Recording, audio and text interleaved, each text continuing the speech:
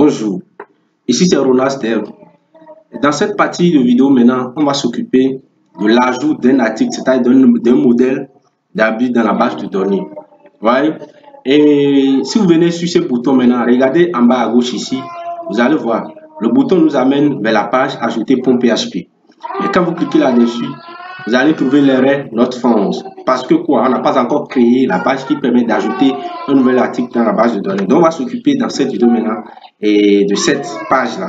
Ce que vous allez faire, vous venez ici, vous allez cliquer maintenant sur vous allez créer un fichier qu'on va appeler maintenant ajouter.php. Paf. Maintenant, ajouter.php. Rappelez-vous, ici, on a déjà sur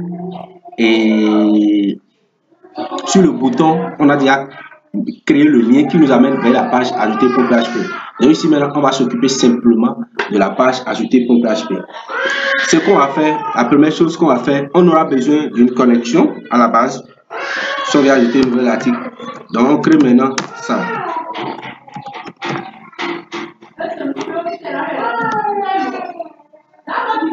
Donc, on va faire require monster connect. Donc, il faut aller d'un cran en haut avant de mettre connect.php. Donc, on met connect.php. N'oubliez pas le point d'interrogation. Voilà. Donc, on quitte là. Ici, on met ajout modèle. C'est tout. Ajout modèle. On va ajouter un nouvel modèle ici. Donc, on va lier notre site link. On va lier ça à notre page. Donc, on va maintenant on va dans CSS. Paf, c'est bon. Donc, on revient ici maintenant. On va créer maintenant un div qu'on va appeler container. En tout cas, un div qu'on va donner l'id container. C'est l'id va utiliser une autre classe. L'id container. Maintenant, comme on a déjà stylisé container avant, on a déjà utilisé ça avant, donc utilise ça ici aussi. Donc, on a ici maintenant le formulaire post. Parce que la page d'ajout ici doit être un formulaire pour qu'on puisse remplir les données et ajouter. Maintenant, l'action ici, c'est la même page ici maintenant qui va traiter les données. Donc, l'action sera traitée encore par la même page ajouter.php. La méthode ici, c'est post. Maintenant, on va donner la classe ici, la classe formulaire, telle qu'on avait donné avant. Donc, la classe formulaire. On a déjà stylisé ça avant, la classe formulaire. Donc, mettons ici. Maintenant, ici, n'oubliez pas Anc type. Anc type égale ici, on a quoi? Multipath. On met slash maintenant, form ici, data. Pourquoi on met ceci? On met ceci parce que on veut ajouter, on veut créer un formulaire, c'est-à-dire un champ de formulaire qui va nous permettre d'ajouter un fichier. Ça peut être fichier audio, fichier vidéo, mais fichier image. Peu importe si c'est un fichier ou bien un fichier PDF. Si c'est un fichier que vous voulez ajouter, il faut toujours ajouter cet attribut-là et lui donner la valeur multipath slash form data. Mais ici, parce que on veut créer un champ de formulaire qui va nous permettre d'ajouter une image, c'est-à-dire une photo, il faut ajouter maintenant cet attribut. J'espère qu'on se comprend. C'est le rôle de cet attribut, ça. Ça permet ça dit en avant, ça prédit au formulaire que il faut être prêt d'ajouter un fichier quelconque. C'est tout. Maintenant, quand on revient ici, je viens ici maintenant. On va passer maintenant à la création des différents champs. Tout d'abord, on va créer maintenant un H, ici, un titre ici. Le titre, on va écrire quoi dedans? Ajouter nouvelle modèle. Ajouter nouvelle modèle. Ici, donc c'est l'ajout d'un nouvel modèle. Et je vais styliser ça en même temps. Je vais styliser ici égal. Donc, test align. Je vais centrer ça. Test align. Le point center. test line synthèse. Je crois que c'est déjà bon. Maintenant, qu'est-ce que je fais? Je commence avec les labels. Label for ici, bon, je vais donner une idée. L'idée ici, ça va être le pseudo, label for pseudo. Maintenant, je mets ici, non, label for, peut-être je vais mettre ici modèle. Et ici, je mets ici simplement modèle. Deux points. Donc, c'est l'ajout d'un modèle. Et le champ ici sera input de point test. Le name ici maintenant, ça s'appelle modèle. Et le ID ici maintenant, aussi, je vais nommer ça modèle. Pour pouvoir lier ça à ce tabelle-là. À ce label qui est ici, libellé qui est ici. Vous comprenez? Maintenant, le name c'est modèle. Et après, je lui donne maintenant classe. Ici, je vais utiliser la même classe. C'était zone test que j'avais utilisé dans les précédents épisodes. Maintenant, et le champ ici sera required. Donc, required. On a terminé avec ça. On termine avec ça. On fait exactement la même chose pour les autres champs. Ici, ça sera là. Au lieu de truc ici, on aura ici après le modèle, on aura quoi? On aura le prix du modèle ou bien le pays. En tout cas, peu importe. Donc, je mets ici prix ici. Et ici, je mets simplement le prix. Le modèle ici, ça ne sera pas test, mais ça sera number. Le type sera number. Et le nom ici maintenant sera prix. L'idée aussi, prix. C'est tout. Et toujours zone de test. Maintenant, j'espère que vous comprenez. Quand on quitte là, on fait encore un autre paf. Paf. Après le modèle, j'ai ici le pays. Ici, pays. Et ici, c'est test. C'est pays ici. C'est pays ici. Voilà. Et après le pays maintenant, j'ai le modèle, le prix, le pays.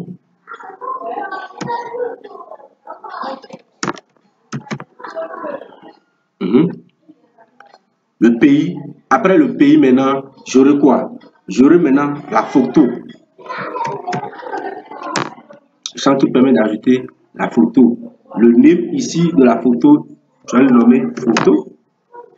Et ici, ça sera aussi bon, photo pour l'idée. Donc, photo ici. Paf. C'est pas grave. Donc, je continue. Après, maintenant, j'aurai besoin maintenant de input submit. Donc, input de type submit. Et ici, la valeur ici, simplement, c'est ajouter. Ajout.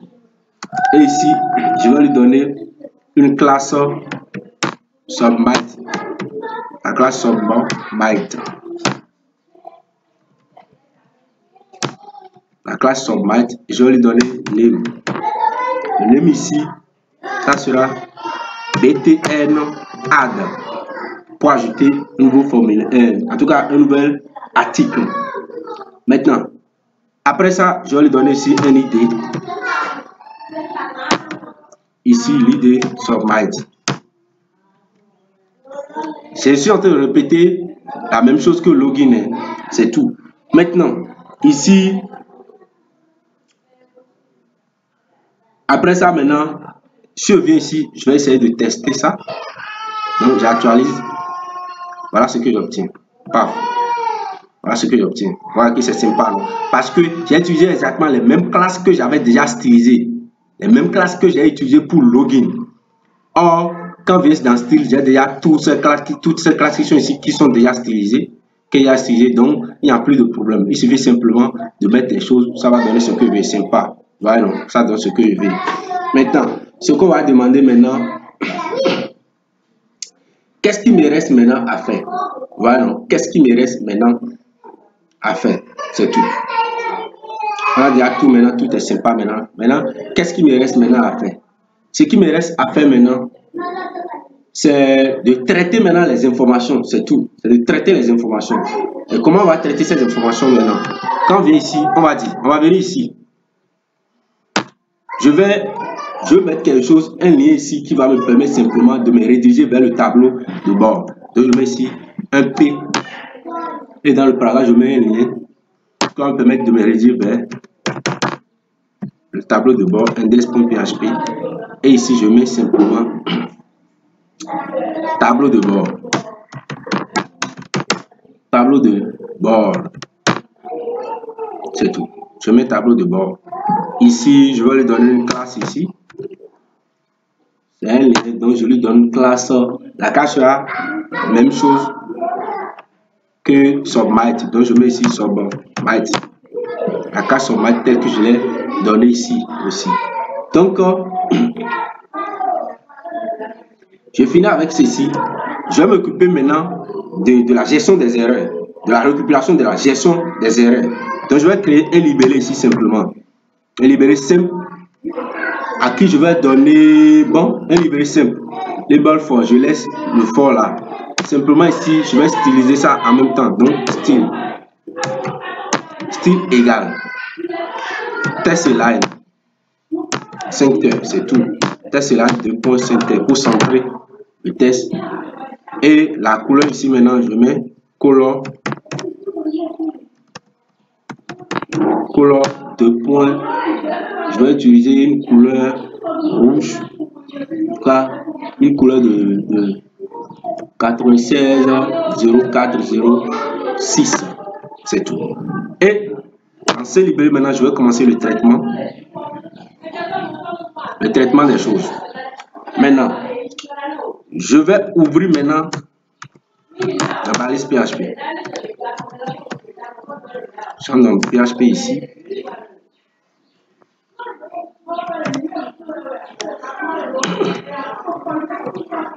Et qu'est-ce que je fais? Si on clique sur ce bouton Add, je commence le traitement. Donc je vais if i7 i7 parenthèse dollar post. Le bouton c'est btn add.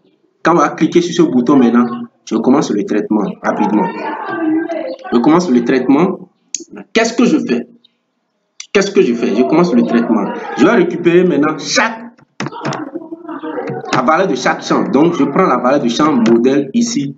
Je récupère ça. C'est post ici. Je l'ai nommé ici modèle. Donc, je prends modèle. Je récupère ceci. Après aussi, je récupère la valeur du champ prix. Prix égal. Dans la post, c'est prix. Et après, je récupère aussi le pays. Donc là, ici, dollar, post. Et je l'ai nommé comment? Pays ici. Quand on regarde ici, c'est pays. Je mets aussi pays ici. Maintenant, je vais récupérer maintenant quoi? Je récupère maintenant l'image. Donc, je mets ici dollar image. Et dans l'image maintenant, je vais récupérer maintenant, au lieu de récupérer post, non, on utilise la variable super globale file. Ici. Et dans file maintenant, je pense que j'ai déjà fait beaucoup de vidéos sur le traitement des images, beaucoup même. Beaucoup. Donc, si vous allez dans ma vidéo, vous allez trouver beaucoup de vidéos sur les images. Maintenant, je récupère le champ que j'ai nommé photo. Le nom c'est photo ici. Regardez ici, c'est photo. Donc, file, photo. Et maintenant, je récupère maintenant quoi? Je récupère maintenant le nom temporel que ça a donné. Donc, temporal name. TMP name. Le nom temporel. Je récupère ça. Après avoir récupéré ça, je vais stocker maintenant chaque image maintenant dans le dossier image. Toutes les images qui seront dans la base de données, je vais stocker les noms simplement dans la base de données comme je vous avais expliqué. Et ces images, je vais les stocker ici maintenant, ici. Voilà, dans le sous-dossier image. Donc ici maintenant, je vais créer maintenant une variable que je vais nommer destination. Destination. Voilà, destination. Et dans destination maintenant, je récupère quoi? Dans destination, simplement, je vais récupérer ça là. C'est ici. La valeur super globale qui est ici. Et je vais récupérer l'indice name. C'est tout. L'indice name. Son vrai nom. Récupérer son vrai nom maintenant dans destination. On se comprend. Dans destination. Maintenant, qu'est-ce que je fais après? Je viens ici maintenant. Je vérifie si ceci n'est pas vide. Je vérifie si l'image n'est pas vide. Donc, je vais if no empty. No empty image. Si c'est pas vide, qu'est-ce que je fais? Je viens ici. J'utilise la fonction move uploaded file. Et première chose, je donne d'abord le nom de l'image que je vais déplacer. Move uploaded file permet de déplacer une image chargée dans une autre et dans un autre sous-dossier. Parce que quand vous insérez l'image dans vos formulaires ici, et vous cliquez sur ajouter, l'image sera logée maintenant dans un sous-dossier temporel. Que vous maintenant, vous allez le déplacer dans le sous-dossier temporel pour aller le placer dans votre destination. Là, vous le placez. C'est-à-dire dans le dossier image qui est ici. Maintenant, qu'est-ce que je fais? Je déplace ça de quelle destination? Cette destination temporelle qui est ici. Je déplace le sous-dossier temporel, c'est-à-dire de l'image qui est ici, le nom temporel, je déplace de là, je le mets dans destination. Avant de mettre dans destination, d'abord, il faut faire quoi? La destination, je vais avancer d'un clan parce que je suis dans le sous-dossier admin, donc il faut que j'avance d'un clan de sous-dossier admin. Je viens maintenant dans le dossier parent maintenant, j'irai maintenant dans le sous-dossier image et dans le sous-dossier image maintenant, je pourrais maintenant faire quoi? Je pourrais maintenant mettre ici maintenant destination. C'est tout. Je le déplace là. Je monte d'écran, je viens dans l'image, je le dépose ici. C'est tout. Et tout ce que je fais ça. J'espère qu'on se comprend. Voilà, non, c'est tout ce que je fais. Donc, je le mets là. Je finis de le mettre là. Alors, je reviens. Je vais créer maintenant une requête SQL. Qu'est-ce que la requête permet de faire? Je vais insérer des articles dans la base. Donc, j'utilise maintenant insert. Insert into. Dans quelle table? La table habit avec S.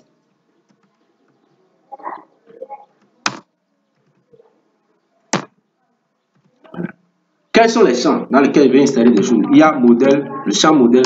Après le champ modèle, j'ai quel champ? Je vais regarder. J'ai un modèle pays prix photo. Donc j'ai le champ pays. Après j'ai le prix. Après j'ai photo. C'est tout. Je vais insérer ça dans cette dimension. Les différentes valeurs. Donc value. Value ici maintenant. Je vais utiliser maintenant une requête préparée. Donc je mets deux points ici. Modèle. Virgule. Deux points. Pays. Virgule. Deux points. Prix. Virgule maintenant. Deux points maintenant. Photo. Paf. C'est ce que je fais ça. C'est la requête ça. Maintenant, il faut que je prépare maintenant la requête. Donc, je mets ici rec égal. Donc, je mets PDO. J'appelle mon objet PDO ici. J'appelle mon objet. Maintenant, j'appelle la fonction prepare. J'appelle la fonction prepare. Je lui passe maintenant la requête SQL. Après, maintenant, il faut que j'exécute maintenant la requête. Donc, je mets rec. Je mets ici, je mets exécute. Maintenant, je passe maintenant un tableau associatif à ça. Un tableau associatif, donc je vais utiliser la forme contractée de tableau. Et ici, le modèle qui est ici. Donc, je mets simplement ici, modèle. Ça va correspondre à quelle valeur? La valeur dollar modèle que j'ai ici. La variable dollar modèle. La variable modèle. Après, le pays, ceci va correspondre à quoi? Ici. Donc, le pays maintenant correspond $pays. Après, ce n'est pas point virgule, hein, c'est virgule. Donc, après ça, on aura le prix. Et qui va correspondre à quoi? Le prix va correspondre à $prix. Virgule maintenant. Après maintenant, j'aurai maintenant quoi? Photo. Et photo va correspondre à quoi? Photo maintenant va correspondre à la variable destination. Et quoi bien? Variable destination. Et c'est tout. Ou bien, au lieu de mettre destination, je peux mettre ici. Je crois que c'est le nom. Hein. Au lieu de mettre destination, je vais mettre nom. Name. Et après, vous remplacez ça par name. C'est pas grave. C'est ce que moi j'ai mis ça. Donc, vous pouvez mettre ça par name. Je crois que normalement, vous devez mettre name. C'est tout ceci qui est la destination ici, c'est name. Donc, c'est pas grave. Maintenant, je fais ça comme ça. Et puis, j'ai terminé avec ceci. La requête exécutée et tout est OK. On se comprend. Maintenant, qu'est-ce que je vais vérifier maintenant? Qu'est-ce que je vérifie? Je regarde si tout a été bon. Donc, je mets if ici. If rect. C'est-à-dire, si ça renvoie, je vous ai dit, quand on fait comme ça, ça renvoie un booléen, true or false. Si ça renvoie true, ça veut dire tout est bon. Si ça renvoie true, maintenant, qu'est-ce que je fais? Je mets simplement echo ici et je mets insertion des données. Insertion des données validées. Donc c'est validé. L'insertion des données est validée. Dans le cas contraire, donc je mets else. Je mets echo. Et je mets ici simplement échec d'insertion. Je mets ici échec d'insertion des données. Donc échec d'insertion des données. Je revois si je n'ai pas d'erreur dedans. Donc j'ai modèle, prix, pays, image, destination. Ça fait 5 choses. 1, 2, 3, 4. C'est 4 choses. C'est prix, petit, image, ça là. Donc c'est 4 choses. Il y a 1, 2, 3, 4. Après ça, je vérifie si c'est bon. Je mets données. Dans le cas contraire, je mets ici. Admettons que ici, je n'ai pas fait la gestion des erreurs. Je ne me suis pas tellement concentré sur ça. Je n'ai pas géré les erreurs champ par champ. J'ai regroupé tout, j'ai géré tout ensemble. Voilà, donc je ne vais pas gérer ça champ par champ. Donc si j'actualise ici maintenant, je reviens ici. Si je ne mets rien, il dit, je devais compléter tout. Donc, je complète tout, je vérifie, compléter ce champ. Maintenant, je peux même enlever les requêtes. Si j'enlève les requêtes, même ça sera encore mieux. Mais c'est pas grave. Donc ici maintenant, quand j'essaye d'enregistrer quelque chose, je vais choisir une image ici. Je vais nommer un nom ici. Je vais dire design ajouté. Je mets le nom du modèle design ajouté. Le prix, je dis le prix c'est 15 000 francs CFA. Le pays ici, je mets Congo. Et ici, la photo ici maintenant, waouh, j'ai mal fait quelque chose ici. Vous voyez, le champ photo, c'est pas ce champ. C'est pas un champ test. Le champ photo, c'est pas un champ test. C'est un champ file. Ça doit être file. Voilà, non? Le champ photo doit être le champ de type file et non de type test. Je reviens ici. Paf, ça marche là maintenant. Donc je dis simplement design ajouté. Le prix, j'ai dit c'est 15 000 francs CFA. Le pays, c'est Congo. Et puis, je peux ajouter maintenant une image. Donc, je reviens ici. Je vais sur mon bureau. Je vais chercher dossier image. Je vais chercher quelque chose et ajouter. Peut-être, je cherche à ajouter quelque chose. J'ajoute ceci. Ouvrir, c'est ajouter là. Puis quand je clique sur ajouter maintenant, si tout est bon, ça me met insertion de données validées. Et quand je rentre dans la base de données maintenant, je dois voir que les données sont insérées correctement. Donc, j'actualise ici, je dois avoir une 5e donnée ici. Donc, je dois me connecter ici. Je me connecte là pour voir ça rapidement. me connecte là pour voir. Donc, j'ai ici quoi? Design ajouté, Congo, 15 000. Et quand je retourne ici maintenant, je sais maintenant d'aller dans admin index.php. Je dois voir que j'ai quoi? J'ai design ajouté, 15 Congo. Voilà, donc j'ai ajouté ça. Et quand je viens dans la page index, j'ai combien de trucs maintenant? 5 design ajouté. Et que je peux vérifier, je peux en tout cas chercher, je suis en train de chercher un modèle qui s'appelle design. Là maintenant, j'ai deux résultats. S'il s'appelle Ankara Design, il s'appelle Design ajouté. Et tout est OK. Voilà. Maintenant, le champ d'ajout, je retourne là-bas, quand même dans Admin. Admin ajouter. Vous pouvez ajouter maintenant autant d'articles que vous voulez avec la gestion des erreurs. Quand je clique ici, je dois me retourner vers la page dashboard. Donc, je clique ici, maintenant je me retourne ici. Voilà. Et tout est propre. Donc, quand je clique ici, j'irai directement sur ceci. Quand je clique ici, je retourne ici. Voilà tout ce que je vais vous montrer dans cette vidéo. On va s'arrêter ici. Merci d'avoir regardé la vidéo du début jusqu'à la fin.